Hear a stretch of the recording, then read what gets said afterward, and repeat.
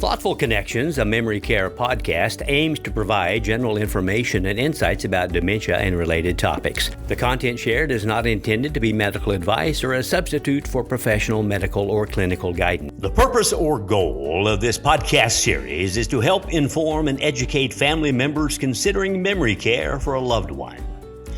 Coming to you live from the Haidee and Allen Wild Center for the Arts on the Cottey College campus in Nevada, Missouri.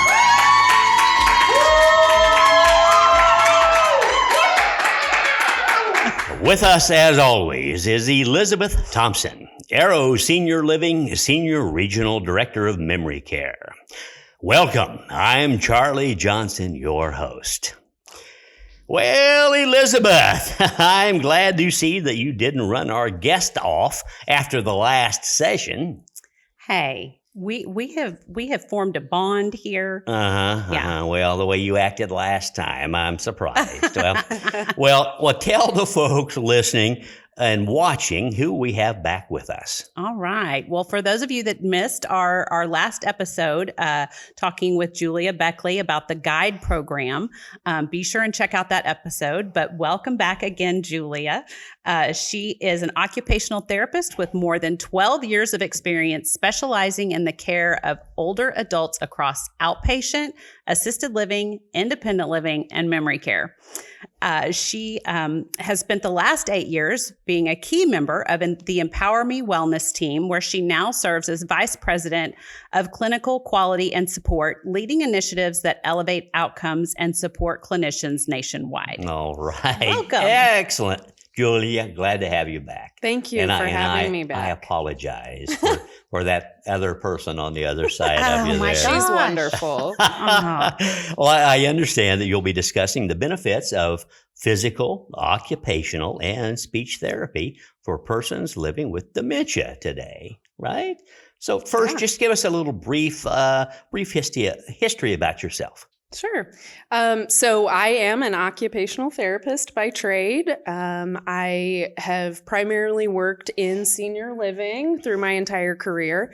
And then in 2017, took a role with EmpowerMe Wellness and treated for a few more years, but have really been fortunate enough to grow professionally and become a leader in EmpowerMe in more of a centralized support role, developing our clinical programs, specifically, therapy, medical group care coordination for our therapists nationwide. Great. That's awesome. So to start, can you tell us a little bit or give us a brief overview of how dementia affects a person's physical, cognitive, and communication abilities, and why a team approach involving physical, occupational, and speech therapy is so valuable? Sure. So, dementia is an umbrella term for conditions that affect memory, thinking, behavior, and the ability to perform everyday activities. But as it progresses, it doesn't just impact memory and those things. It also affects their movement and coordination and judgment, how a person processes information. People might struggle to find the right words, follow conversations, or do familiar tasks. So that's why physical therapy, occupational therapy, and speech therapy are essential to a person's care team. PTs, physical therapists, they focus on movement. They're going to help people stay strong, steady, and safe. They're going to help that person to maintain muscle strength, flexibility, and balance, reduce the risk of falls, and keep people mobile. Whereas occupational therapy, they're going to take that a step further and focus on how a person uses those abilities in everyday life. So getting dressed and taking a shower, preparing meals, managing personal care. So occupational therapists simplify tasks, adapt tools, or reorganize the home environment to make things more intuitive and less frustrating. And then our speech language pathologists, they really address communication, memory strategies, and swallowing difficulties that we often see with persons with dementia.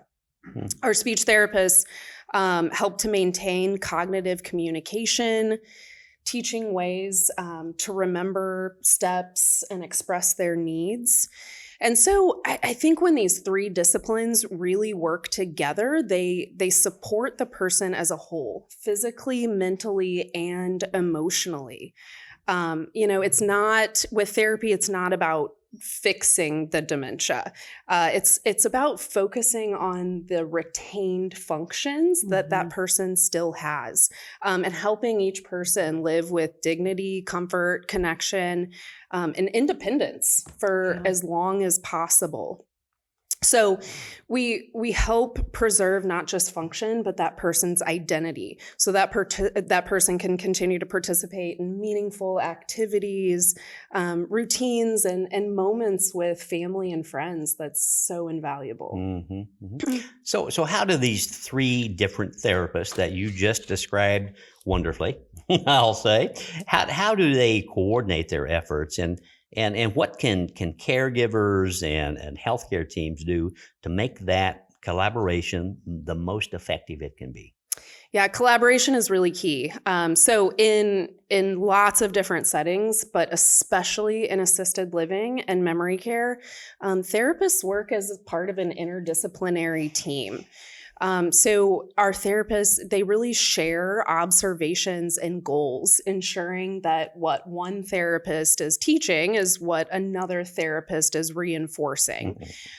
So for example, if a speech therapist develops a visual cue system to help someone follow directions, the occupational therapist might use those cues during activities of daily living. And then the physical therapist might use them for exercise routines or safely using their walker or cane. And then, of course, caregivers and family members are such an essential part of that care team as well. So attending therapy sessions, asking questions, providing feedback about what works and what doesn't work really helps to tailor our plan. Carry over with those caregivers and family members is key to the success. Sure. So I know you talked a little bit about how therapists help people with dementia manage their daily activities at home, like walking, dressing, and eating. But how can caregivers at home be a part of that process? Yeah, so therapists are going to start the process by doing a thorough evaluation. Each therapy discipline is going to, look at that resident, their environment, and their situation through a very specific lens. So they start by meeting that person where they are. A physical therapist might assess how the person moves through their home, looking for trip hazards and fall risks, and then recommend handrails or grab bars or introduce balance exercises. Maybe for someone who tires easily, they can work to improve endurance and teach energy conservation techniques.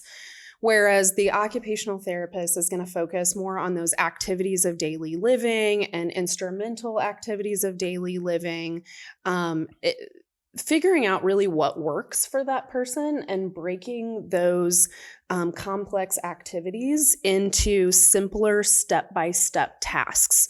So for instance, maybe with dressing, instead of get dressed, it's put this shirt on, button your shirt, put the pants on.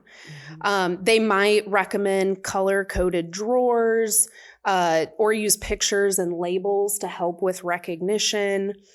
And then our speech therapists really contribute by improving comprehension and sequencing, communication, helping people follow instructions or recall steps through visual or auditory cues.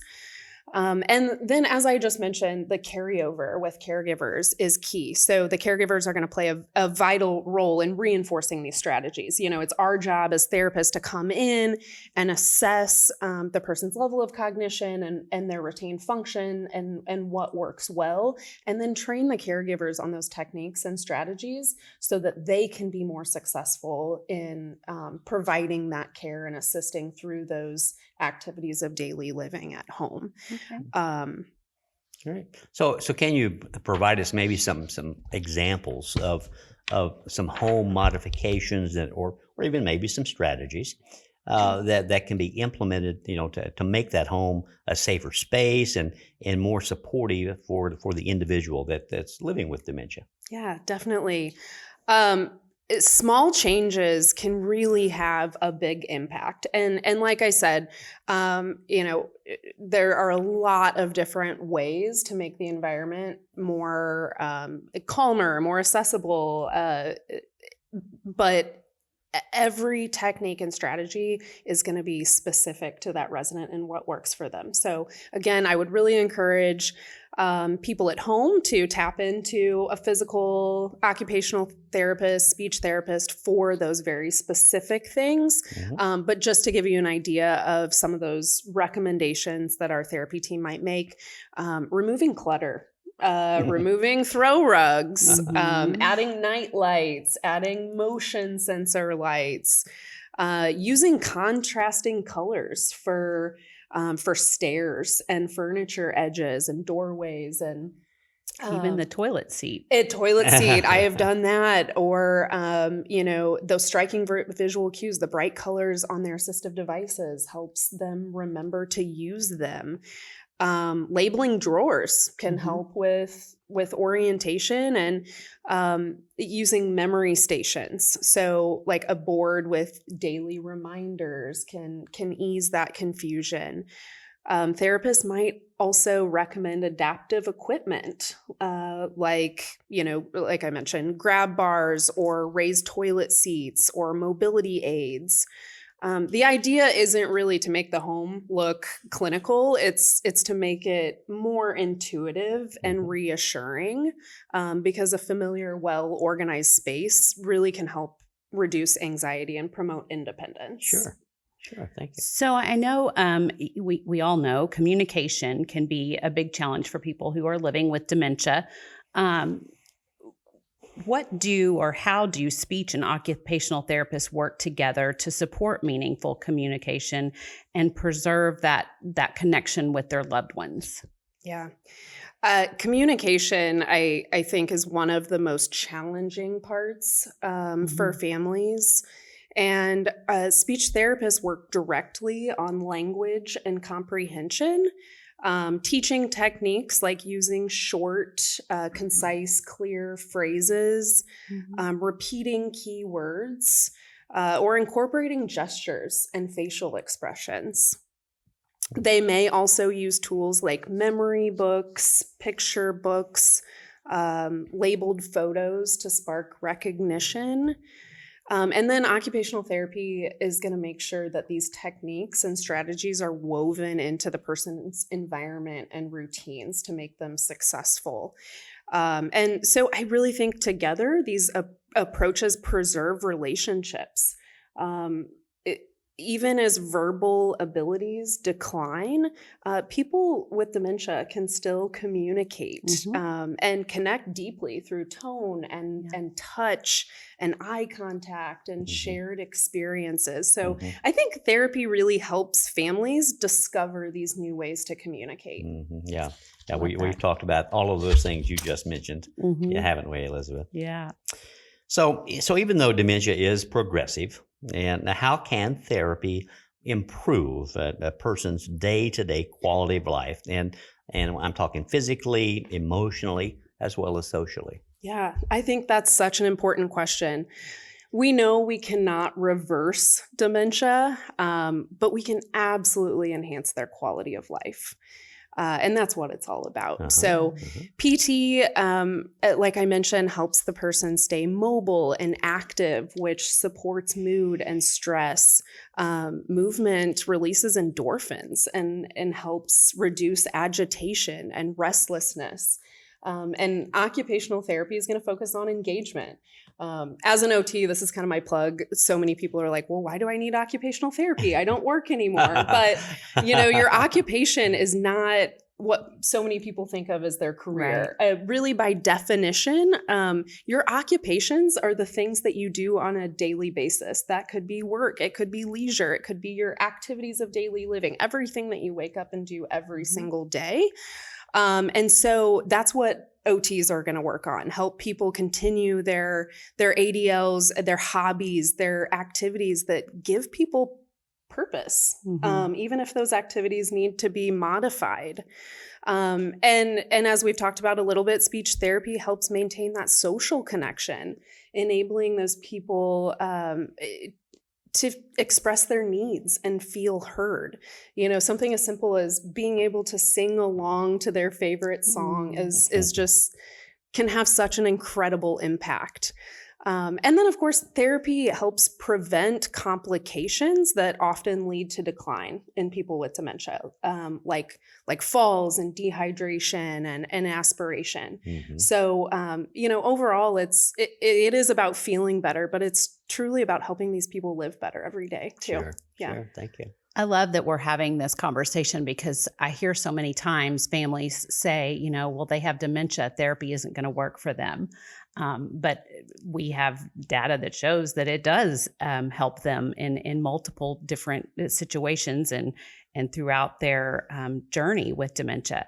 But the other thing that is really amazing about therapy is that it can also help the caregiver. Yeah. Tell us a little bit about how therapists educate and empower families to feel more confident and less overwhelmed. Yeah, so caregivers have really been the common theme today. And that's because, we spend a lot of time supporting caregivers because we know that caregivers are absolutely the backbone of dementia care. So we teach, like I mentioned, it's our job to assess and make recommendations. And then we teach those skills, like how to help someone walk or stand safely, how to cue those daily tasks to maintain the independence, or how to manage those swallowing and communication changes. And beyond that, I think we really help them understand where the person is in their,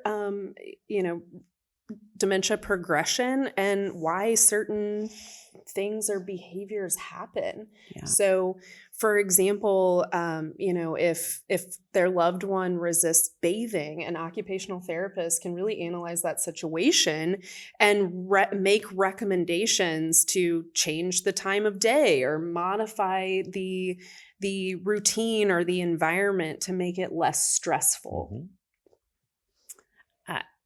I have such praise for therapy teams that come in and help our residents. I would say, what's one key message that you'd like caregivers and healthcare professionals to take away about the role of therapy in dementia care?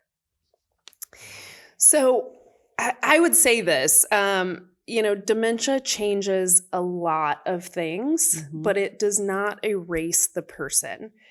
So I think therapy, specifically physical, occupational, and speech therapy, our goal is to help people live fully within their current abilities, supporting dignity and connection and meaning at every stage in their dementia.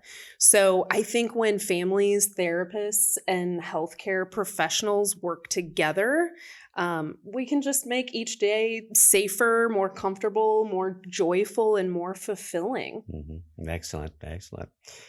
Julia, wonderful information. Do you have any final thoughts you'd like to share about therapy and helping folks with dementia care? Just to kind of circle back to the original reason why we decided to do this episode is there is such a misconception that therapy focuses on rehabilitation and just, bringing it back to it's not just about rehabilitation. It's, it is about finding ways to help this person stay independent and happy and continue that quality of life. So for anyone who has been hesitant about therapy, I really encourage you to give it a try, because we've seen some really amazing therapy outcomes and some really amazing success stories, and hear positive reviews from families all the time that it wasn't until therapy that they had their first, this was the best visit I've had with my mom in years. Oh, That's I love sweet. that. That's sweet. How about you, Elizabeth? Do you have any final thoughts about therapy and as it relates to dementia care? I've seen it personally, how it can benefit even after stroke with speech. And, I just think that the benefits are limitless, and don't be afraid just because your person is living with dementia to try physical therapy, speech therapy, occupational therapy. We've seen just in a community setting a huge difference. And you talked about bathing and how that can be a struggle with dementia. A lot of people don't want to bathe, but the occupational therapy, that's been huge in a memory care setting. So I just thank you for being here and shedding light on therapy in dementia care. Thanks for having me. Julia, thank you so much for sharing your insights, regarding the various types of therapy. It's been very informative. And thank you all for sharing your thoughts and your time with us. At Arrow Senior Living, we believe in the power of a chuckle, maintaining a childlike sense of wonder, and defending the dignity of others. Until next time, this is Charlie Johnson with Arrow's Thoughtful Connections, a memory care podcast, wishing you fond memories filled with moments of joy. And remember, if you've met one person with dementia, you've met one person with dementia. You can find Thoughtful Connections, a memory care podcast, anywhere you listen to podcasts.